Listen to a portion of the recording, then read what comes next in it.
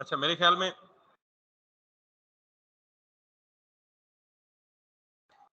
इतना तो आप लोगों को अंदाजा होगा कि why websites, why web design and web development. दो तीन इसके बड़े शॉर्ट शॉर्ट जवाब हैं जी। पहले तो ये है कि web design and web development is the future, obviously. Anything that is on the web, that is related to the web, that is the future. तो वेब डिज़ाइन एंड डेवलपमेंट में अगर आप सिर्फ HTML, CSS और JavaScript करते हैं तो आपको फ्रंट एंड की बेस पे या फ्रंट एंड जॉब आप इजीली गेट कर सकते हैं। अगर इसके बाद आप बैक एंड भी करते हैं तो आप फ्रंट एंड और बैक एंड दोनों में एक्सपर्टीज लेके आप फुल स्टैक डेवलपमेंट भी कर सकते हैं। और उसके आगे ऑब्वियसली बहुत सारी पॉसिबिलिटीज हैं। आजकल तो खैर एंडलेस अपॉर्चुनिटीज और पॉसिबिलिटीज हैं, खास तौर पे मेटावर्स आ गया है या वेब 3.0 आ गया है या इस तरह की बहुत सारी चीजें मजीद भी हैं, जिनमें ऑब्वियसली जिन सब चीज़ों का स्टार्टिंग पॉइंट यही है। इस कोर्स में हम बेसिकली जो ज़्यादा फोकस करेंगे वो 3-4 टेक्नोलॉजीज पे फोकस करेंगे, और अगर आपने मेरा साथ दिया तो इस चीज़ की श्योरिटी और गारंटी होती है कि इंशाल्लाह आप प्रोफेशनल लेवल के डेवलपर बनेंगे। 3-4 चीज़ों जिनको हम टारगेट करेंगे उनमें सर-ए-फ़हरिस्त HTML, ऑब्वियसली किसी भी किस्म का फ्रंट एंड आपने या यूआई या यूजर इंटरफेस बनाना हो वेब के ऊपर तो आपको HTML की रिक्वायरमेंट होती है, इसके अलावा कोई चारा नहीं है। HTML, CSS, जावास्क्रिप्ट और jQuery, और एक ऑप्शनल चीज है साथ में SAS। यानी अगर लेट सपोज आप अच्छे हुए और आपने ये सारी चीजों को ग्रैब कर लिया तो फिर हम आखिरी चीज जो SAS है वो करेंगे। हाँ, बूटस्ट्रैप का मैंने पता नहीं जिक्र किया नहीं किया।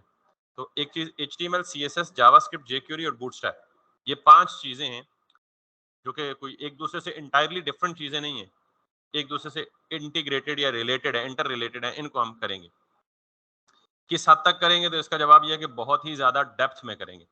आप जिन्होंने मेरी पिछली कुछ क्लासेस ली हैं, चाहे वो एक दो ही क्यों ना ली हूँ, आपको अंदाजा हो गया होगा कि हम रियल टाइम पे लेआउट्स बनाते हैं और रियल प्रोजेक्ट्स जैसे लेआउट बनाते हैं। जैसे हमने जमीन को क्लोन किया, हमने यूट्यूब को क्लोन किया, और हमने बहुत सारी ऐसी मजीद भी है। तो इसमें हम ऑब्वियसली कोई डिफरेंट साइट्स चूज करेंगे। बहरहाल, तो सबसे पहली टेक्नोलॉजीज कौन कौन सी हम जिक्र करेंगे? HTML, CSS, जावास्क्रिप्ट, jQuery और बूटस्ट्रैप। टूल्स जिनको हम इस्तेमाल करेंगे कोडिंग के लिए वो एक ही है प्रॉबेबली, और वो बहुत ज़्यादा फेमस है। बहुत सारे प्रोफेशनल्स भी उसी टूल को रिकमेंड करते हैं और मैं भी उसी टूल को रिकमेंड करूंगा। वो है विजुअल स्टूडियो कोड या VS कोड। आपने एक होता है विजुअल स्टूडियो, जिन लोगों ने CS किया हुआ है, जिनका बैकग्राउंड है, तो उनको पता होगा। विजुअल स्टूडियो नहीं करना आपने, वो बड़ा हैवी टूल है और वो गेम डेवलपमेंट और मोबाइल ऐप डेवलपमेंट और इस तरह की चीज़ों के लिए इस्तेमाल होता है। तो विजुअल स्टूडियो का ही एक लाइट वर्जन है विजुअल स्टूडियो कोड। तो आप बेशक इसको नोट कर लें, या इनफैक्ट अगर आपको याद रहता है तो दैट्स ऑल गुड। सबसे पहली चीज़ जो आपको इंस्टॉल करनी है वो क्या करनी है? विजुअल स्टूडियो कोड अपने सिस्टम में। जब आप इसे क्लिक करेंगे, फ्रीली डाउनलोडेबल है, कोई लाइसेंसिंग वगैरह इसकी रिक्वायर्ड नहीं है। यहाँ पे आप सिंपली क्लिक करेंगे डाउनलोड फॉर विंडोज, और ये आपको एक एक्जी फाइल दे देगा, एग्जीक्यूटेबल फाइल। जब आप उसको क्लिक करेंगे, नेक्स्ट नेक्स्ट नेक्स्ट नेक्स्ट, जो डिफॉल्ट किसी भी सॉफ्टवेयर को इंस्टॉल करने का तरीका होता है, आपके सिस्टम में विजुअल स्टूडियो कोड या VS कोड जो है वो इंस्टॉल हो जाएगा। Got it? वंस इंस्टॉल्ड, तो आप जब अपने स्टार्ट मेन्यू में आएंगे, यहाँ पे कोड लिखेंगे या VS कोड लिखेंगे तो ये इस तरह की शक्ल आपको नजर आ जाएगी। You can click on that to open it up. तो मैंने बाय डिफॉल्ट ये लास्ट प्रोजेक्ट जिस पे आपने काम किया होता है ये ओपन कर देता है खुद ही। आप सेटिंग्स में जाके वो डिसेबल इनेबल कर सकते हैं, लेकिन आपको इस तरह का इंटरफेस नजर आएगा। ठीक, ये मैंने इसकी थीम ब्लैक की हुई है, मे बी आपकी डिफॉल्ट थीम वाइट हो या जो भी डिफॉल्ट होगी, बट एटलीस्ट इसमें यही पार्ट्स होंगे। लेफ्ट साइड पे ये वाला एरिया जिसपे ये 4-5 कंट्रोल बटन होंगे, एक्सप्लोरर होगा, सर्च एरिया होगा, सोर्स कंट्रोल होगा, रन बग। हो सकता है ये सारे ना हो, आपकी विंडो में कम हो कुछ, लेकिन डोंट वरी अबाउट दैट। एक ये एक्सप्लोरर होगा जहाँ पे सारी फाइल्स जो हमने क्रिएट की होंगी वो दिखेंगी, और एक आपका ये मेन एरिया होगा, जब किसी भी फाइल पे क्लिक करेंगे तो वो यहाँ पे मेन एरिया पे ओपन होगा। ठीक, ये तो है विजुअल स्टूडियो कोड का ब्रीफ सा मुख्तसर सा तारुफ। हमें जब आप विजुअल स्टूडियो कोड इंस्टॉल करेंगे तो इंस्टॉलेशन विजार्ड के आखिरी स्टेप में ये कुछ 4-5 चेक बॉक्सेस आपको दिखाएगा। आपने उनको सारों को क्या कर देना है? चेक कर देना है। अगर आप उन चेक बॉक्सेस, उनमें मुख्तलिफ ऑप्शन हैं। एक उनमें से ऑप्शन ये है कि क्या विजुअल स्टूडियो कोड आपके कॉन्टेक्स्ट मेन्यू में दिखना चाहिए या नहीं दिखना चाहिए। अगर वो आखिरी स्टेप में मौजूद विजार्ड में चेक बॉक्सेस को चेक करेंगे तो विजुअल स्टूडियो कोड आपके कॉन्टेक्स्ट मेन्यू में ये यू शो होगा, जैसे मेरा शो हो रहा है। कहीं भी मैं डेस्कटॉप पे राइट क्लिक करूं, किसी फोल्डर पे रख के राइट क्लिक करूं, तो ये कॉन्टेक्स्ट मेन्यू में आ रहा है open with code, it's helpful. इसको हम क्या कहते हैं बेसिकली? Context menu. ये जो राइट क्लिक करके मेन्यू पॉपअप होता है, इसको हम क्या कहते हैं? Context menu. तो अगर आप ये चाहते हैं कि आपका VS कोड कॉन्टेक्स्ट मेन्यू में अपीयर हो, तो इंस्टॉलेशन के आखिरी स्टेप में आपको वो जो चेक बॉक्सेस नजर आएंगे उनको क्या कर देना है? अपने चेक कर देना। अच्छा, अब हमें ये पता लग गया कि हमने कौन कौन सी टेक्नोलॉजीज पढ़नी है, और हमें ये भी पता लग गया कि हम कौन से टूल को इस्तेमाल करेंगे। तो टूल्स और टेक्नोलॉजीज दोनों पता लगी। अच्छा, ये मैं अज्यूम कर रहा हूँ कि आप बेसिक कंप्यूटर के ऑपरेशंस में अच्छे हैं। तो आपको फोल्डर बनाना, फोल्डर ओपन करना, रीओपन करना, डिलीट करना, फाइल क्रिएट करना, फाइल डिलीट करना, ये सारी चीजें आपको पता होंगी, आई एम सपोजिंग। ठीक, अगर नहीं पता तो स्टिल नो वरीज, मुझसे पूछने चाहे जितना मर्जी बेसिक क्वेश्चन पूछेंगे, I have no issue to tell you about that. मैं सबसे पहले हम प्रेफर करते हैं कि अपने प्रोजेक्ट के लिए या अपने काम के लिए एक नया फोल्डर क्रिएट करें और सारा काम उसी फोल्डर के अंदर ही करें। तो मैं यहाँ पे राइट क्लिक करके एक न्यू फोल्डर बनाता हूँ और इस फोल्डर को नाम दे देता हूँ जी वेब, लेट्स सपोज 3 कर देता हूँ। Got it? मैं इससे पहले जितने भी वेब की क्लासेस ली हैं, कभी किसी बैच को नाम नहीं दिया। तो अभी पिछले 3 बैचेस से, क्योंकि अब बैच चूंकि ज्यादा हो गए हैं तो नाम मिक्स हो जाते हैं, तो ये तीसरा बैच है जिसको मैंने नाम देना शुरू किया। आपसे पहले दो थे, अब ये जो कंटिन्यूसली चल रहा है। तो वेब 3 का मतलब ये है कि हमारा जो बैच है वो 3 हो जाएगा, या वेब 3 तो एक बहुत बड़ी टेक्नोलॉजी भी है, तो हम इसको कह देते हैं जी वेब -B3 यानी बैच 3। ये मैंने फोल्डर बना लिया। अब हम जितना काम करेंगे आज, कल, परसों, तरसों, वो हमेशा इस फोल्डर के अंदर ही करेंगे। अब सबसे पहला स्टेप ये है कि आपको इस फोल्डर को ओपन करना है VS कोड के अंदर, क्योंकि VS कोड क्या है? बेसिकली आपका कोड एडिटर है, या कोड एडिटिंग टूल है, जिसके अंदर आप कोड की एडिटिंग करेंगे, यानी कोड लिखेंगे, मिटाएंगे, मॉडिफाई करेंगे, चेंज करेंगे। और फिर अगर मैं इसे राइट क्लिक करूं इस फोल्डर के ऊपर रख के और मैं इसे करूं open with code, it will straight away open up the same VS code window, but this time web 3 का फोल्डर जो मैंने बनाया उसी नाम से है, और इसके अंदर कोई फाइल भी नहीं है। जब पिछला फोल्डर ओपन किया तो ऑब्वियसली उसमें कुछ डिफॉल्ट फाइलें ओपन थी, जो ऑब्वियसली पिछले का। ये जो बाय डिफॉल्ट ये सिलेक्शन हुई भी है ना इसकी, इसको हम कहते हैं, ये जो पूरा है एक्सप्लोरर। यानी अगर आप इसको कोलैप्स करना चाहें या एक्सपैंड करना चाहें, इसी पे क्लिक करके आप कर सकते हैं, लेकिन इसका नाम क्या है? एक्सप्लोरर, फाइल एक्सप्लोरर कह सकते हैं आप इसको। यानी यहाँ जितनी भी फाइलें आप क्रिएट करेंगे उनको आप एक्सप्लोर कर सकेंगे, फाइलें डिलीट कर सकेंगे, नई बना सकेंगे, एग्जिस्टिंग फाइल के कंटेंट्स को चेक कर सकेंगे, वो सारा कुछ या सारा सीन यहाँ पे होगा। अब नॉर्मली हम सबसे पहले क्या करते हैं? किसी भी HTML के प्रोजेक्ट में हम एक नई फाइल बनाते हैं। नई फाइल बनाने के लिए यहाँ राइट क्लिक करें और न्यू फाइल, इस पे भी क्लिक करके बना सकते हैं, या आप यहाँ पे क्लिक करके इस विंडो को एक्टिव करेंगे तो यहाँ पे टॉप पे 3 बटन नजर आ रहे हैं, 4, new file, new folder, refresh explorer और कोलैप्स फोल्डर्स इन एक्सप्लोरर। तो आप सबसे पहले वाले को क्लिक करेंगे तो ये एक नई फाइल बना देगा। आप यहाँ पे फाइल का नाम देंगे index.html। अच्छा, जब भी आप HTML के लिए कोई भी फाइल बनाएंगे तो उसका नाम आप कुछ भी दे सकते हैं, लेकिन उसकी जो एक्सटेंशन है वो हमेशा क्या देंगे? .html। एक्सटेंशन क्या होती है? किसी भी फाइल का आखिरी, किसी भी फाइल नेम का आखिरी पार्ट जो डॉट के बाद होता है, तो डॉट फाइल के नाम को और फाइल की टाइप को सेपरेट करती है। मिसाल के तौर पे आप अक्सर अपना वीडियोस देखते हैं, तो वीडियो फाइल किसी को शेयर करते हैं तो उसकी टाइप कौन सी होती है? उसका फॉर्मेट क्या होता है? MP4। या आप किसी को कहें जी मैंने आपको MP4 सेंड किया, तो नाम MP4 सुनते ही आपको क्या पता लगेगा? यार ये कोई वीडियो फाइल है। या अगर आप किसी को कहेंगे जी कि MP3 मुझे USB में कॉपी कर दो, तो MP3 सुनते ही आपके जहन में क्या आएगा? ये कोई ऑडियो फाइल है। Got it? या आप किसी को कहें जी कि मुझे डॉक्यूमेंट फाइल दे दो, तो डॉक्यूमेंट फाइल सुनते ही कॉमन डॉक्यूमेंट फाइल कौन सी होती है? माइक्रोसॉफ्ट वर्ड की। या आप किसी को कहते हो जी मुझे स्प्रेडशीट सेंड कर दो, तो स्प्रेडशीट सुनते ही आपके जहन में क्या आता है? एक्सेल। तो या आप किसी को कहते हो जी XLS फाइल सेंड कर दो, तो XLS किसकी एक्सटेंशन है? एक्सेल की। डॉक किसकी फाइल है? वर्ड की। टेक्स्ट फाइल नोटपैड की। तो इसी तरह ये जो एक्सटेंशंस होती है ना, किसी भी फाइल के नेम का आखिरी पार्ट जो डॉट के बाद होता है, उसे हम क्या कहते हैं? ये फाइल की टाइप बताती हैं कि किस फाइल, इस फाइल की टाइप क्या है। हम .html एक्सटेंशन जब भी किसी फाइल को देते हैं तो वो फाइल हमेशा बाय डिफॉल्ट कहाँ खुलती है? ब्राउजर में।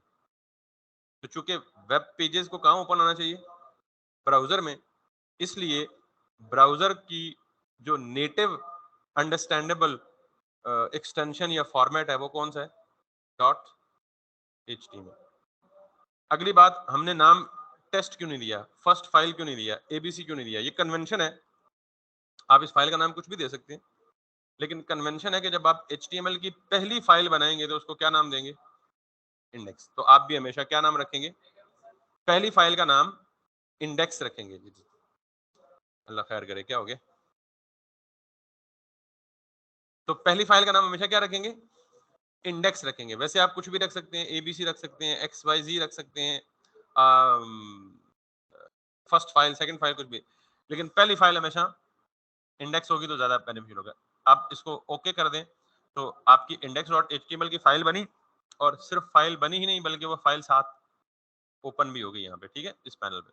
आप इसे क्लोज भी कर सकते हैं और यहाँ से दोबारा क्लिक करेंगे तो ये दोबारा फाइल ओपन हो जाएगी। This is the first HTML5 that we have ever created. अब अगर मैं जाऊंगा तो मैंने कहा कि जब भी मैं किसी फाइल, जैसे अभी आपको बताया कि वीडियो फाइल की एक्सटेंशन MP4 होती है, तो जब भी आपके सामने कोई नाम ले कि MP4 सेंड करो तो आपके जहन में फौरन क्या आ जाएगा, यार ये किसी वीडियो की बात हो रही है।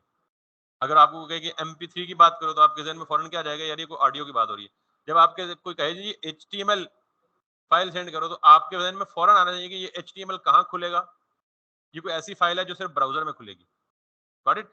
तो जब मैंने इसे .html किया तो इसने बाय डिफॉल्ट मेरे जो सिस्टम में डिफॉल्ट ब्राउजर है उसकी शक्ल का ये आइकन बना दिया। अगर डिफॉल्ट ब्राउजर फायरफॉक्स होता तो ये शक्ल किसकी होती, फायरफॉक्स ब्राउजर की होती। अगर डिफॉल्ट ब्राउजर इंटरनेट एक्सप्लोरर होता तो ये शक्ल किसकी अडॉप्ट हो जाती। जब आप ब्राउजर इंस्टॉल करते हैं ना तो अक्सर आपसे पूछता है कि आप डिफॉल्ट ब्राउजर रखेंगे, किसको रखेंगे, एज को रखेंगे, एक्सप्लोरर को रखेंगे, अगर फायरफॉक्स इंस्टॉल है तो उसको रखेंगे, अगर क्रोम है तो, क्योंकि Chrome is one of the most common, biggest market share Chrome का है, तो ज्यादातर लोग 76% पूरी दुनिया में लोग कौन यूज करते हैं, कौन सा ब्राउजर यूज करते हैं, क्रोम, क्योंकि ये गूगल का है और गूगल जाहिर है बादशाह है अपनी डोमेन का। तो अब जब इसने ब्राउजर की शक्ल इख्तियार करी तो मतलब इसमें डबल क्लिक करूंगा तो ओपन कहाँ होगा, ब्राउजर पे होगा। And this is what we need, क्योंकि वेबसाइट्स कहाँ ओपन होनी चाहिए, ब्राउजर पे ओपन होनी चाहिए। ठीक है, पहले दिन शायद आपको लगे यार कि ये बहुत बच्चों वाली चीजों में जा रहे हैं, लेकिन ऑब्वियसली कुछ ना कुछ आप सीखेंगे नया। ठीक है, अब सबसे बड़ी बात कि ये बिल्कुल खाली नजर आ रहा है। कुछ टर्मिनोलॉजीज आपके पास कॉपी पेंसिल होगा तो ज्यादा मौसर होगा, इफेक्टिव होगा। अक्सर लोग चीजें भूल जाते हैं, लेकिन अगर आप, मैं तो बहुत कमजोर हूँ चीजें याद रखने में, अगर आप ज्यादा तेज हैं चीजें याद रखने में तो फिर आप इसी तरह देख लें। ये जो पूरा का पूरा ये जो एरिया है ना, ये जो इसको मैं मूव कर रहा हूँ, इसको हम क्या कहते हैं, विंडो। ये जो पूरी की पूरी मूव हो रही है स्क्रीन पे, इसको हम क्या बोलते हैं, ये टर्मिनोलॉजीज याद रखनी। इस विंडो में ये जितना व्हाइट एरिया नजर आ रहा है, यानी अच्छा, इस विंडो में क्या क्या चीज शामिल है, ये टॉप पे टाइटल बार है जिसपे जितने भी टैब्स ओपन होते हैं वो आपको दिखते हैं, और ये साथ में कंट्रोल बटन्स दिखते हैं, क्लोज, ओपन, मिनिमाइज, मैक्सिमाइज वगैरह वगैरह। इसके नीचे ये जो है इसको हम कहते हैं यूआरएल बार या यूआरएल एड्रेस बार या सिर्फ एड्रेस बार, तीनों नाम अक्सर लोग लेते हैं। Got it? तो टाइटल और एड्रेस बार, इसके नीचे अक्सर एक और बार होती है, वो डिपेंड करता है, कुछ लोगों ने इनेबल की होती है, कुछ ने नहीं की होती है, उसे हम कहते हैं बुक मार्क बार।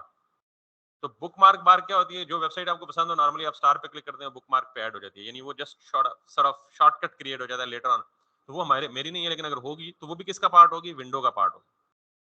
ठीक, ये जितना व्हाइट एरिया आपको दिख रहा है यहाँ एड्रेस बार से नीचे और फिर लेफ्ट राइट सारा कुछ, इसको हम कहते हैं व्यू पोर्ट, ब्राउजर का व्यू पोर्ट। क्लियर? ये सारी बातें जब मैं बाद में बोलूंगा ना, बार बार इन टर्मिनोलॉजीज को रेफर करूंगा तो आपको फिर कंफ्यूजन नहीं होनी चाहिए। विंडो, व्यू पोर्ट, और आखिरी बात डॉक्यूमेंट।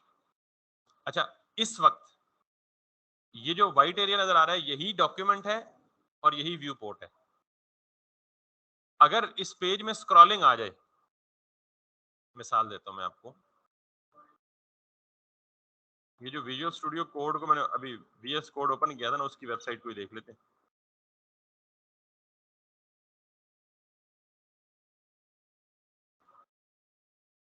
तो ये पूरी अब विंडो है। इस विंडो में ये जो एरिया नजर आ रहा है, अब ये व्हाइट नहीं है जो व्हाइट था, अब इसमें वो डिजाइन नजर आ रहा है जो वेब पेज हम डिजाइन करेंगे वो। लेकिन ये जो करंट एरिया यहाँ से यहाँ तक ये सारा नजर आ रहा है, ये क्या है बेसिकली? View port. ये जो स्क्रॉल बार होती है ना, चाहे वो हॉरिजेंटल हो चाहे वो वर्टिकल हो, वो किसका हिस्सा है? विंडो का। वो व्यू पोर्ट का हिस्सा नहीं है। स्क्रॉल बार, एड्रेस बार, टाइटल बार, ये सारी किसका हिस्सा है? विंडो का। इसके अंदर ये जो डिस्प्लेबल एरिया है, विजिबल, करंट विजिबल एरिया, इसको हम क्या कहते हैं? View port. और अगर मैं इसे स्क्रॉल भी करूं तो टॉप से बॉटम तक ये सारी के सारी स्क्रॉलिंग का कंटेंट, इस पूरे को मिला के हम क्या कहते हैं? डॉक्यूमेंट कहते हैं। अभी देखें, अब व्यू पोर्ट चेंज हो गई है, डॉक्यूमेंट वही है। व्यू पोर्ट फिर चेंज हो गई है, डॉक्यूमेंट वही है। तो व्यू पोर्ट क्या हुआ? Current visible area. जब मैं स्क्रॉल अप करूं तो करंट विजिबल एरिया चेंज हो गया ना, समझ आइए बात। लेकिन अगर इस पूरे को ऊपर से नीचे तक पढ़ेंगे तो वो क्या कहलाएगा? डॉक्यूमेंट कहलाएगा। तो डॉक्यूमेंट और व्यू पोर्ट में फर्क समझ आ गया। अब इस वक्त यहां स्क्रॉल है ही नहीं, तो यही एरिया डॉक्यूमेंट है और यही क्या है? बात समझ आ गई? ये टर्मिनोलॉजी मैं बार बार रेफर करूंगा। अच्छा, अब आते हैं जरा वापस कोड पे। जब हमने HTML की फाइल बना ली, उसको मैंने ब्राउजर में ओपन भी कर दिया, तो बाय डिफॉल्ट जब मैं कुछ नहीं लिखूंगा तो ब्राउजर पे कुछ भी रिफ्लेक्ट नहीं होगा। Everything would be an empty. HTML जो है ना, ये बेसिकली टैग बेस्ड लैंग्वेज है। टैग बेस्ड लैंग्वेज का मतलब ये है कि जिस तरह आप अंग्रेजी सीखते हैं ना, तो अंग्रेजी में आपको सीखने के लिए प्राइमरीली दो चीजें चाहिए होती है। एक ग्रामर रूल्स और दूसरा वोकैबुलरी। ग्रामर का मतलब यानी वोकैबुलरी का मतलब है अल्फाज का मजमूआ। आपको जितने ज्यादा अल्फाज आते होंगे उतनी ज्यादा आपकी अंग्रेजी तगड़ी होगी। लेकिन अगर आप सिर्फ अल्फाज ही आते होंगे, ग्रामर नहीं आती होगी, तो फिर अंग्रेजी तगड़ी, फिर मेरी तरह टूटी फूटी बोलेंगे। जैसे होता है ना, आई गो टू स्कूल, मैं स्कूल जाता हूँ, तो अगर इसको बोल दें गो टू आई स्कूल, अल्फाज तो सारे वही बोले हैं लेकिन मतलब इसका कुछ भी नहीं है। वजह, मैंने प्रॉपर सिंटैक्स को, प्रॉपर ग्रामर को फॉलो। इसका मतलब है आपके पास दो चीजें किसी भी लैंग्वेज को सीखने के लिए इंपॉर्टेंट है, वोकैबुलरी प्लस ग्रामर। तो यहाँ पे हम जो कुछ भी लिखेंगे ना, जिसको मैं वोकैबुलरी बोल रहा हूँ, वो क्या कहलाएगी? टैग कहलाएगी। Anything that is written in angle brackets, कुछ भी जो एंगल ब्रैकेट्स के अंदर मैं लिखूंगा उसे मैं क्या बोलूंगा? टैग बोलूंगा। जो सबसे पहला टैग है हमारा, उसको हम क्या कहते हैं? HTML। अच्छा, टैग भी नॉर्मली अकेले नहीं होते, जोड़े की शक्ल में होते हैं, पेयर्ड होते हैं। यानी अगर ये HTML का टैग है ना, तो इसी को मैं कॉपी करके यहाँ पेस्ट कर दूं और स्टार्ट में सिर्फ ये स्लैश डाल दूं, तो ये HTML का क्लोजिंग टैग बन जाएगा। तो इस पूरे को हम क्या कहते हैं? एक पेयर्ड टैग। ठीक। अच्छा, टैग क्या होते हैं ये थोड़ा सा मजीद आपको क्लियर हो जाएगा, लेकिन हम जब भी कोई चीज HTML में लिखते हैं, वो टैग्स के अंदर ही लिखते हैं, बगैर टैग्स के नहीं लिखते। ठीक।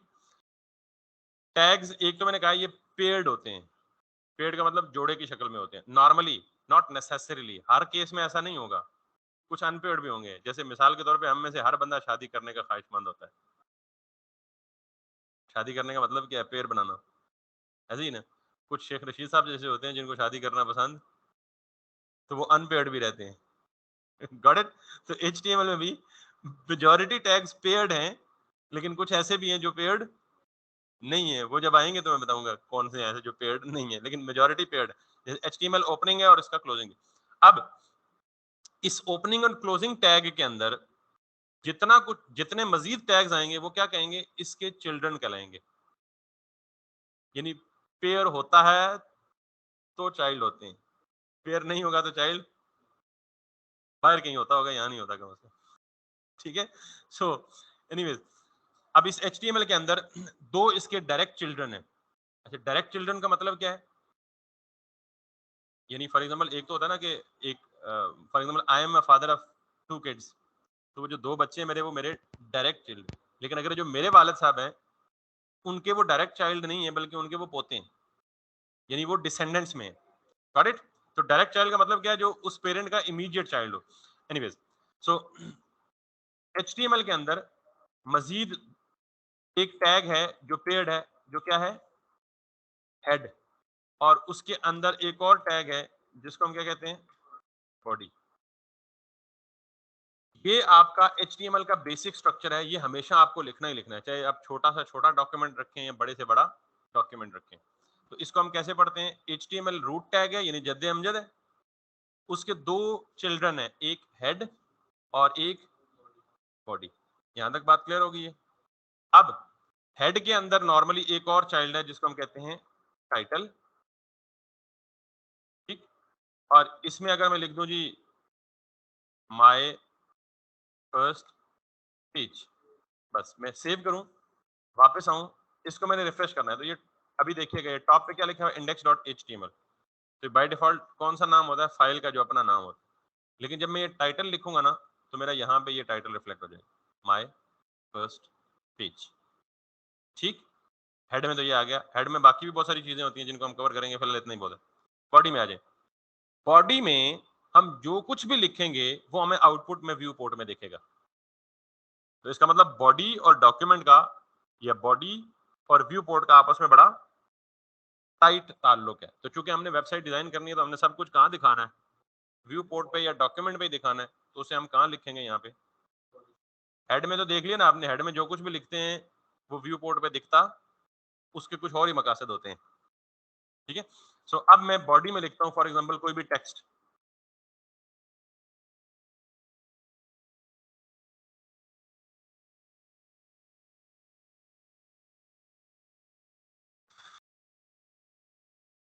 अगर मैं इसे टेक्स्ट में लिखूं तो ये यहाँ पे डायरेक्ट टेक्स्ट आ गया। लेकिन मैंने अभी थोड़ी देर पहले खुद आपको कहा था कि जो कुछ भी लिखना है हमें किधर लिखना है, टैग्स के अंदर लिखना है। जो कुछ भी लिखना है कहाँ लिखना है, टैग्स के अंदर लिखना है। तो इसका मतलब मैं कभी भी कोशिश करूंगा तो इस तरह डायरेक्ट ओपन टेक्स्ट ना लिखूं।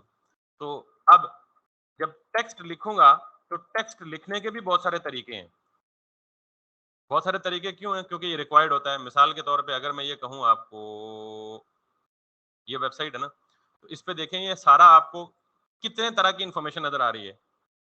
या तो आपको इमेज नजर आ रहा है, या आपको टेक्स्ट सादा सिंपल नजर आ रहा है, ये जैसे ये लिखा हुआ है पैराग्राफ की शक्ल में, या आपको टेक्स्ट नजर आ रहा है लेकिन थोड़ा सा बोल्ड हेडिंग की शक्ल में नजर आ रहा है, या आपको ये आइकन्स या इमेजेस नजर आ रहे हैं। तो इसका मतलब ये है कि ये सारी चीजें लिखने की फैसिलिटी हमें वेब पेजेस में दे दी गई है। क्लियर। तो हम अगर यहाँ पे टेक्स्ट लिखना है ना सिंपल, तो उसके लिए हमें एक टैग दिया गया है पी, ये अगेन पेयर टैग है, पी फॉर पैराग्राफ, जब भी आपको टेक्स्ट लिखना है। तो अब मैं अगर लिखूंगा this is a simple text, और अगर आप इसे रिफ्रेश करेंगे, तो अब आप इसको ऐसे लिखेंगे, ज्यादा बेहतर है। यानी आप कहेंगे फर्क तो कोई नहीं पड़ा, ऑब्वियसली नहीं पड़ा, पड़ेगा। लेकिन आप जब भी कोई चीज लिखेंगे या कोई चीज स्पेसिफाई करेंगे, तो वो किधर करेंगे, टैग्स में करेंगे। इसको लाइन ब्रेक करके लिखें, इसी तरह एक लाइन में लिखने कोई मसला नहीं है, ठीक है। अब सवाल ये है कि हमें इस तरह का बहुत सारा टेक्स्ट चाहिए होगा टेस्टिंग के लिए। यानी ज़ाहिर है हम अब इतने वेले तो है नहीं कि इतना लार्ज नंबर ऑफ टेक्स्ट जो है वो बैठ के मैनुअली टाइप करते हैं, करना तो हमने टेस्ट ही है। तो उसका तरीका ये है कि आप क्या करें, कहीं से लिखा लिखाया टेक्स्ट कॉपी करके यहाँ पे पेस्ट कर लें, just for the sake of testing, ताकि आपको नजर आए कि हाँ ये टेक्स्ट लिखा हुआ नजर कैसे आएगा, ठीक। लेकिन ये भी लंबा काम है कि आप किसी और वेबसाइट को खोलें, उसमें से टेक्स्ट कॉपी करें और उसमें अपने आगे पेस्ट करें और फिर देखते रहें। तो ये जो आपका विजुअल स्टूडियो कोड या विजुअल स्टूडियो का टूल है ना, ये आपको बड़ा अच्छा फीचर देता है। आप कि आप यहाँ पे लिखें लॉरम, ये लॉरम का मतलब कुछ नहीं होता है, ये सैंपल या डमी टेक्स्ट जनरेट करता है, डमी टेक्स्ट जनरेटर है। और इसके आगे लिख दें 200, 400, 2000, जितना भी नंबर लिखेंगे उतने वर्ड्स क्रिएट कर लेगा ऑटोमेटिकली। ये क्लिक करने के बाद आप टैब की प्रेस करेंगे, इसने 200 वर्ड्स खुद ब खुद लिख दिए। अब इतने हमें लिखने होते तो बैठ के वेले 15 मिनट टाइपिंग में लगा देते। नॉट ओनली दिस, अगर आप ये 200 के बजाय लॉरम 5000 लिखेंगे, इट विल जनरेट 5000 वर्ड्स। हर दफा जब आपको ये आउटपुट देखना हो तो आप यहाँ से कंट्रोल एस करेंगे सेव, और यहाँ आके इसको रिफ्रेश करेंगे। ठीक। दूसरा तरीका भी है लाइव सर्वर वाला कि आप यहाँ राइट क्लिक करके लाइव सर्वर पे जाएं, लेकिन अभी रुक जाएं जरा, लाइव सर्वर पे बाद में आएंगे। अक्सर ये होता है कि स्टूडेंट यहाँ पे कोई भी चेंज करते हैं ना, तो चेंज करने के बाद वो सेव करना भूल जाते हैं और फिर वो बार बार रिफ्रेश कर रहे होते हैं और फिर कंप्लेन करते हैं, सर जी मेरा तो हो ही नहीं रहा, मैं वही कर रहा हूँ जो आप कर रहे थे। ऐसा मुमकिन नहीं है कि जो मैं कर रहा हूँ वो मेरा हो रहा है और आपका नहीं हो रहा। उस केस में क्या पॉसिबिलिटी होती है कि मिसाल के तौर पे मैंने यहाँ कुछ किया ना, आपने इस पेज को सेव नहीं किया, सेव किए बगैर आपने जाके रिफ्रेश करना शुरू हो गए, तो उस केस में नॉर्मली आपकी चेंजेस यहाँ रिफ्लेक्ट नहीं होती। तो मेक श्योर करना है कि आप आदत बना लें कंट्रोल एस की, हर काम करने के बाद फौरन कंट्रोल एस, इसके कोई पैसे नहीं लगते। ठीक है। तो ये डमी टेक्स्ट जनरेटर कैसे काम करता है और कैसे हम डमी टेक्स्ट जनरेट करते हैं, आई होप ये आपको नहीं। नॉर्मली क्या होता है कि जब हमें कोई वेबसाइट डिजाइन करने के लिए ऑर्डर देता है ना, तो वो कभी भी ओरिजिनल कंटेंट नहीं देता हमें। बहुत सारी प्राइवेसीज होती हैं, बिजनेस के बहुत सारे कॉपीराइट के इश्यूज होते हैं। मिसाल के तौर पे आप सपोज करें कोई बहुत बड़ी बिजनेस कंपनी है या बिजनेस फर्म है, तो वो क्यों अपना प्राइवेट या प्राइवेसी या प्राइवेट डाटा लीक करेगी, आपको देगी? वो आपको कहेगी जी कि आप जो डाटा है ना वो डमी डाल दें। ये डमी डाटा जनरेशन इसलिए बता रहा हूँ कि हम जितने भी डिजाइन बना रहे होते हैं उनमें जहाँ टेक्स्ट लिखना होता है वहाँ हम डेटा एक्चुअल पुट नहीं करते। हाँ, अगर कोई छोटी मोटी कंपनी है जिसमें डाटा प्राइवेसी के कोई इश्यूज नहीं है, फिर वो दे देते हैं, कोई मसला नहीं है उसको लेकिन मोस्ट ऑफ द टाइम हम क्या करते हैं, डमी टेक्स्ट पे ही गुजारा करते हैं। और फिर जब ये वेबसाइट हम उनको डिलीवर कर देते हैं, फिर वो खुद इस पे कंटेंट फीड कर देते हैं।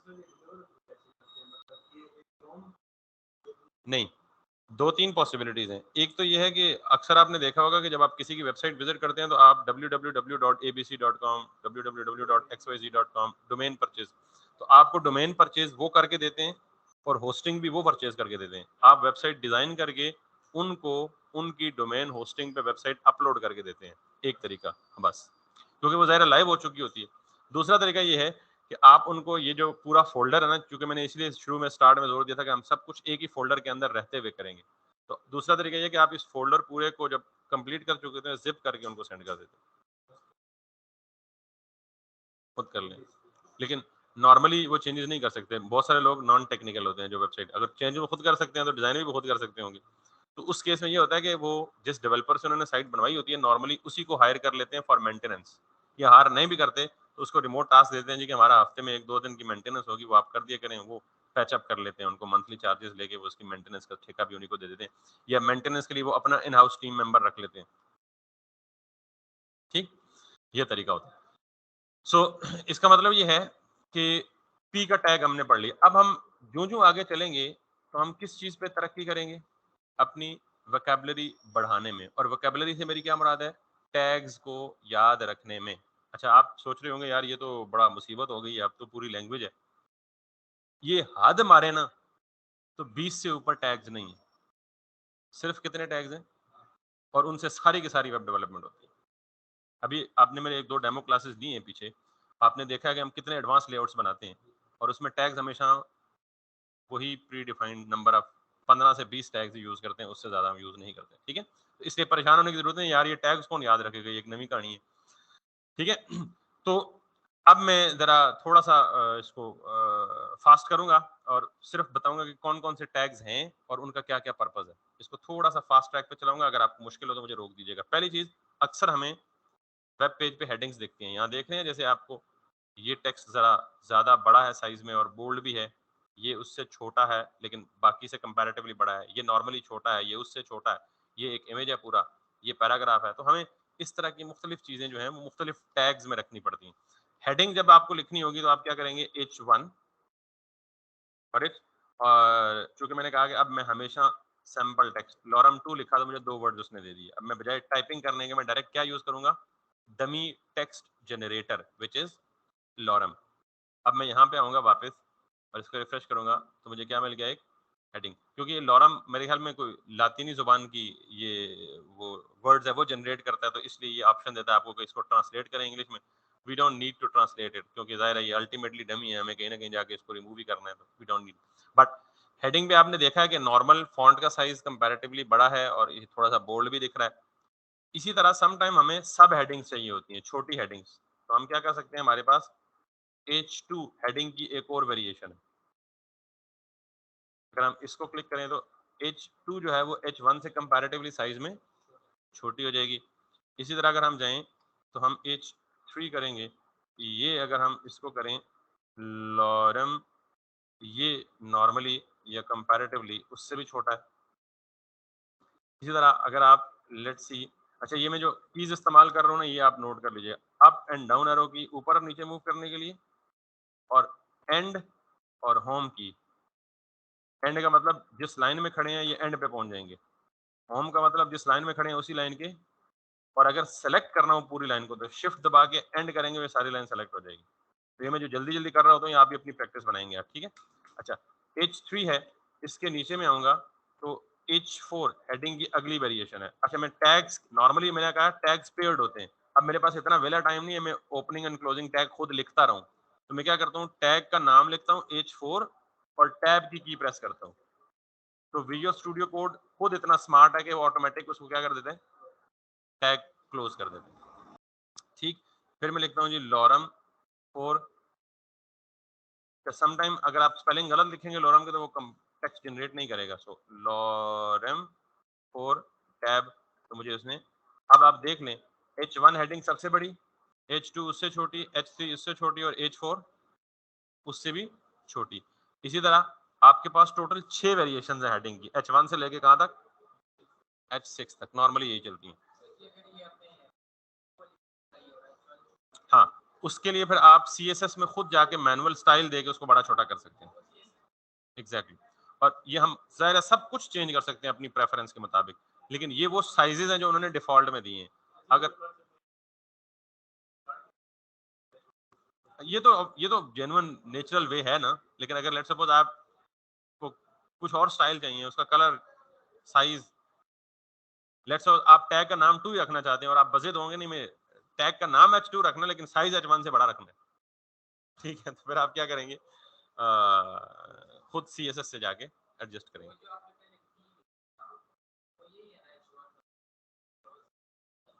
नहीं, P अलग है ना, नॉर्मली जब हमें देखें, यहाँ पे आप देख लेना, ये अगर आप देखें तो ये जो नाम है ये जरा ज्यादा बोल्ड है और साइज में बड़ा है, और ये साइज में बड़ा नहीं भी है, सेम है लेकिन थोड़ा सा ज्यादा बोल्ड है, और ये टेक्स्ट नॉर्मल है, तो इसका मतलब ये टेक्स्ट किस में लिखा हुआ है, पैराग्राफ में। और अगर थोड़ी सी कुछ चीज एक्स्ट्रा या बोल्ड या बड़े साइज में हो तो वो किस में होती है, हेडिंग्स में होती है। इसके अलावा अगर आप चाहते हैं कि हो भी पैराग्राफ और साइज बड़ा हो, CSS, यानी आप अपनी मर्जी की डेकोरेशन जो चाहें कर सकते हैं। दैट्स, प्लाट भी आपका, मिस्त्री भी आप ही ने रखा हुआ है, ईंटें भी आपने दी हुई हैं, तो जिस तरह का नक्शा आप बना के देंगे मिस्त्री पाबंद होगा वो काम करने का, तो जिस तरह का स्टाइल आप चाहेंगे देंगे, डिफाइन करेंगे, उसी तरह का वो काम करेगा। लेकिन फिलहाल मैं सिर्फ, क्योंकि आज पहली क्लास है तो सिर्फ ये बता रहा हूँ कि जो default tags built in available है उनका क्या बिहेवियर है, बाकी चेंज करने पे जब आएंगे तो सब कुछ करेंगे। H4 है, इसी तरह H5 है, और इसी तरह H6 है। तो H1 सबसे बड़ा, उससे छोटा, उससे छोटा, उससे छोटा, उससे छोटा और सबसे छोटा। इसी तरह अगर आपने हेडिंग्स लिखनी है तो ये, और अगर आपने पैराग्राफ लिखना है तो आप क्या करेंगे, P, और उसके अंदर मैं ऑलरेडी आपको बता चुका हूँ कि ये आप करेंगे। अक्सर आपने देखा होगा कोई डॉक्यूमेंट्स वगैरह लिखे होते हैं, तो अगर आपने होमवर्क वगैरह किया हो कभी स्कूल लाइफ में, तो उसमें जब आप कोई काम करते हैं तो पहले क्या लिखते हैं, हेडिंग लिखते हैं। हेडिंग के बाद अगर कोई सब हेडिंग है तो वो लिखते हैं, अदरवाइज डायरेक्ट क्या लिखते हैं, पैराग्राफ शुरू कर देते हैं, ठीक है। पैराग्राफ के बाद जब एक पैराग्राफ खत्म होता है तो फिर आप क्या लिखते हैं, दूसरी हेडिंग लिखते हैं। नॉर्मली H1 चैप्टर की हेडिंग होती है सबसे बड़ी, फिर जो चैप्टर के अंदर सब हेडिंग्स होती हैं वो चैप्टर वाली मेन हेडिंग से थोड़ी छोटी होती हैं। ये वही कॉन्सेप्ट इन्होंने यहाँ पे इंट्रोड्यूस कराया हुआ। बाकी सारी हेडिंग्स क्या होंगी, तब तक छोटी होंगी जब तक अगला चैप्टर नहीं आता। जब अगला चैप्टर आएगा तो फिर उसकी हेडिंग क्या होगी, H, तो इनको हम कहते हैं हेडिंग के levels. Level 1 heading chapter title होता है, लेवल नहीं, पी तो पैराग्राफ है ना, वो नॉर्मल टेक्स्ट है, पी है। लेकिन अगर H1 के अंदर फिर सब हेडिंग है, ठीक, मिसाल के तौर पे पाकिस्तान एक कंट्री है, तो पाकिस्तान की हेडिंग सबसे बड़ी होगी, इसके आगे 4 प्रोविंसेस हैं, तो 4 प्रोविंसेस की हेडिंग्स क्या होंगी, लेवल 2 H2, ठीक है, पंजाब, बलूचिस्तान, KPK और सिंध। लेकिन इसके अंदर फिर सिटीज अगर आ जाएं, तो सिटीज की हेडिंग फिर क्या होंगी, H3 आ जाएंगी। सिटीज के अंदर फिर कोई मजीद अगर वो है, कोई फेमस एरिया या कमर्शियल एरिया है, जैसे रावलपिंडी सिटी में सदर है कमर्शियल एरिया ये दूसरा है, तो ये क्या होगी, H4 में आ जाएगी।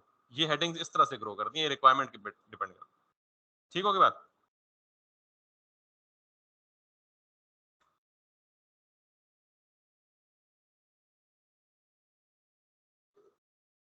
ये इस तरह से ग्रो करती है, मेन हेडिंग, कुछ टेक्स्ट, फिर सब हेडिंग, फिर कुछ टेक्स्ट, फिर आगे सब हेडिंग, और इसी तरह आगे ग्रो करता जाएगा। तो पैराग्राफ बेसिकली किस लिए होता है, नॉर्मल टेक्स्ट के लिए होता है।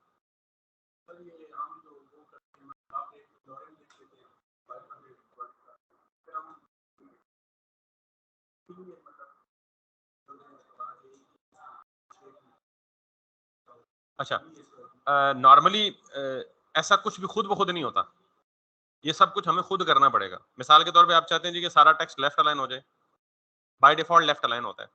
अगर आप चाहते हैं कि सारा राइट अलाइन हो जाए, तो हमें खुद करना पड़ेगा स्टाइल से। अगर आप कहते हैं सेंटर अलाइन हो जाए, तो वो कुछ नहीं करेगा, हमें खुद करना पड़ेगा। अगर आप कहते हैं श्रिंक हो जाए, ये पूरी विड्थ ना जाए ब्राउजर की, छोटी सी हिस्से पे डिस्प्ले हो, ये सब कुछ हमने खुद कंट्रोल करना है, और यही वेब डिजाइनिंग है। ठीक, जैसे अगर आप फेसबुक का लेआउट देखें ना, तो फेसबुक वालों को जो चीज जिधर चाहिए थी, उन्होंने उधर डिजाइन करवाई, किससे, किसी डिजाइनर या डेवलपर को हायर करके।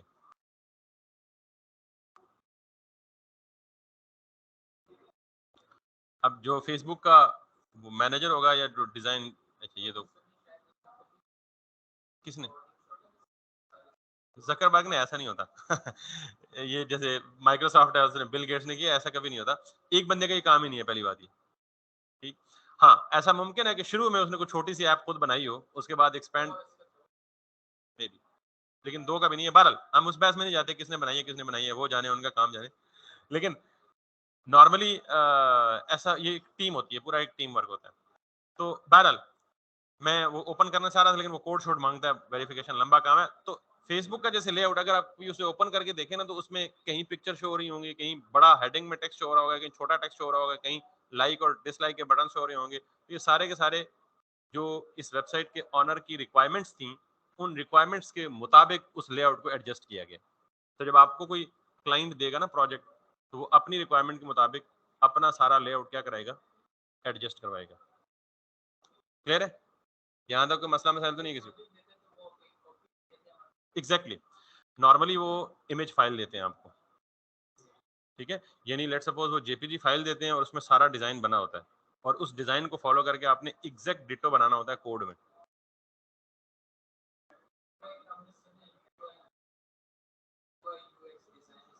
एग्जैक्टली वही था। सबसे पहला स्टेप अगर मैं उसको थोड़ा सा आपको ड्रॉ करूँ ना, तो सबसे पहला होता है आपका वायर फ्रेमिंग।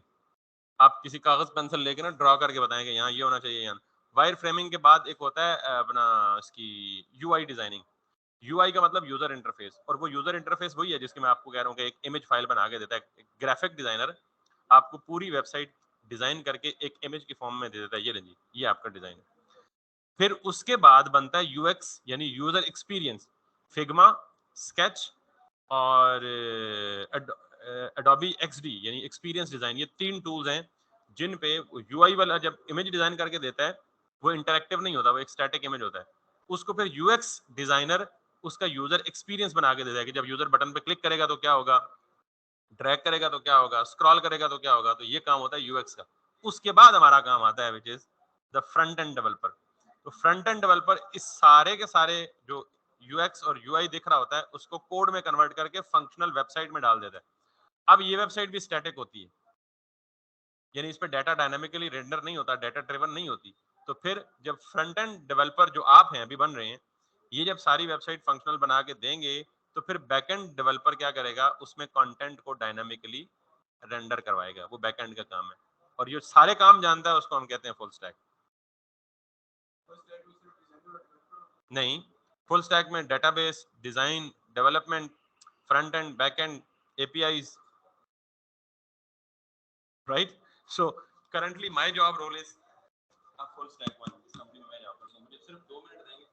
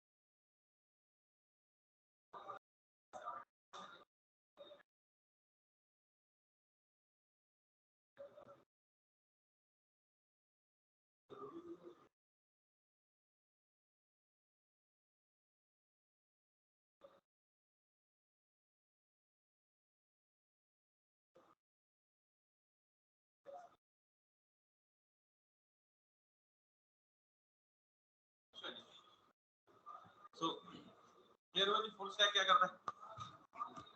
तो फुल स्टैक का मतलब ये है कि वो तकरीबन ऑल इन ऑल होता है। जी, ये जितने रोल्स मैंने बताए हैं, हर एक एक डिफरेंट जॉब रोल है।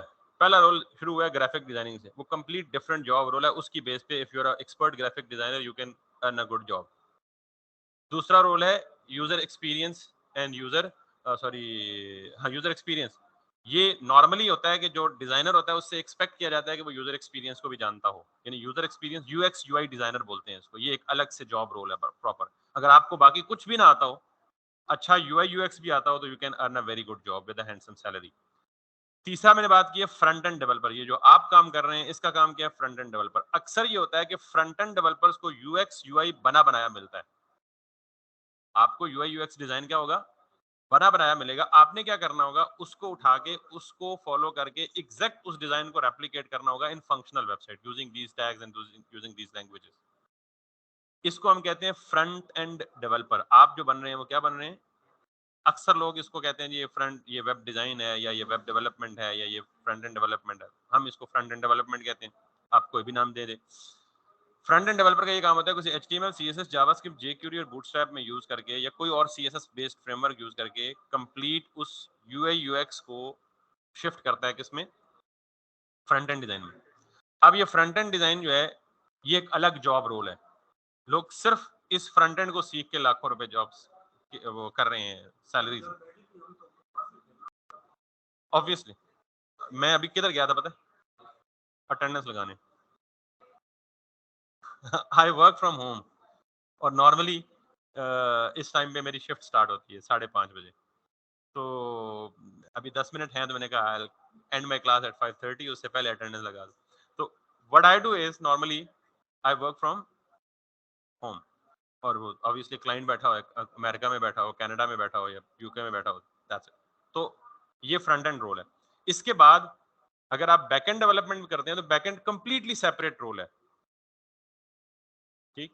और अगर आप बैकएंड के बाद फिर एपीआई या बाकी चीजों में जाते हैं वो एक कंप्लीटली सेपरेट रोल है। फिर मतलब वो दर्जनों फील्ड्स हैं जो मैं गिनवा सकता हूँ अभी सारे। लेकिन फुल स्टैक का मतलब ये है कि जो फ्रंट एंड भी जानता है, जो बैकएंड भी जानता है, जो डेटाबेस भी जानता है, जो इनकी आपस में कनेक्टिविटी और यानी पूरी full fledged application life cycle को कंप्लीट करने में वो ऑल इन ऑल होता है। That is called as full stack developer. तो नॉर्मली इसी हिसाब से उसकी सैलरीज या उसकी जो होती है वो बढ़ती है कम, तो एक रोल की, दूसरे रोल की, तीसरे रोल की, जब सारे करेगा तो उस हिसाब से उसकी सैलरीज वगैरह भी होंगी। ये सारा स्टेप बाय स्टेप है, आपसे बिल्कुल ये एक्सपेक्ट नहीं किया जाता कि आप all in one full stack बन जाए। ये 5-6 साल करियर में लगा के यहाँ तक बंदा पहुंचता है। ठीक है, तो आपने मतलब it's a good starting point, तो आप स्टार्ट पकड़ें और अल्लाह खैर करे, और फिर टारगेट जितना मर्जी हाई रख लें। ये समंदर है, बीच में छलांग लगा के अगला कोना कहीं से नहीं मिलेगा। आप जितना नीचे जाके अपनी मर्जी का वो निकाल सकते हैं निकाल लें, कोना ढूंढने पड़ेंगे तो फिर क्लियर हो गया। ये सारी फील्ड्स की गाइडलाइंस है। एनीवेज, सो हमारा इंट्रो पार्ट जो था related to the web, front end का टैग्स, HTML डॉक्यूमेंट का स्ट्रक्चर, CSS को भी हमने नहीं छेड़ना। प्रॉबेबली कल या कल और परसों दो इनमें टैग सारे हम कंप्लीट कर लेंगे, और फिर हम परसों ही क्या गालिबन CSS को टच करेंगे, तो फिर हम की बहुत सारी क्यूरीज जो हैं वो सॉल्व या रिजॉल्व हो जाएंगी साथ साथ। ठीक हो गया। शार्प 4:30 पे हमारी क्लास होगी। आज भी आप दोनों लेट हैं हालांकि चलें, तो शार्प 4:30, ये 4:30 आरजी है, असल टाइम हमारा 4 बजे शुरू होगा। लेकिन चूंकि पिछली क्लास और ये कॉन्फ्लिक्ट कर रही थी इस टाइम में, मैंने उनको कोशिश की थोड़ा पीछे ट्रैक करने की, तो उनमें 2-3 लड़कियां जो जॉब्स कर रहे हैं, उनकी मजबूरी है, वो जेन्युइन केस है, जिस तरह आप लोगों की मजबूरी थी। तो फिर मुझे मजबूरन तो बीच वाला हल निकालना पड़ा कि 15-20 मिनट उनको पीछे किया और 15-20 या 30 मिनट आपको आगे कर दिए। प्रॉबेबली 1 या 2 हफ्ते बाद हम वापस पीछे आ जाएंगे 4 बजे, जो हमारी अपनी टाइमिंग है। ठीक है, उस वक्त तक हमें 4:30 से ऑनवर्ड, 4:30 से 5:30 आपकी टाइमिंग है, और हम कल इंशाल्लाह इसको कंटिन्यू करेंगे यहाँ से। ठीक,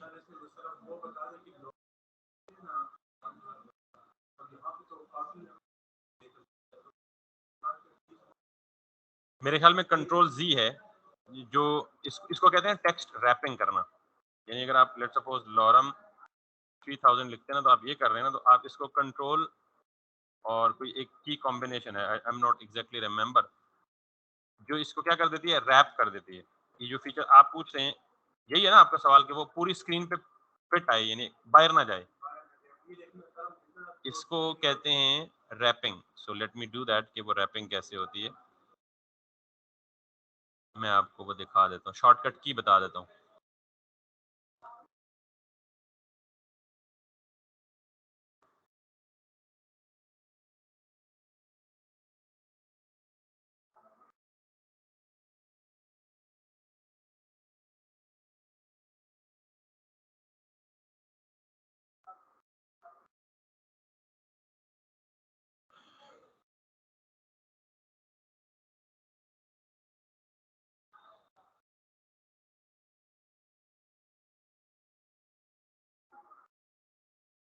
ये है ना रैप, पर सर यहाँ पे कोई है जिसको आप ढूंढ सकते हैं। मैं रिकॉर्डिंग तो ऑफ कर दूं, क्यों हम टाइम ज़ाया कर रहे हैं रिकॉर्डिंग को लंबा कर रहे हैं।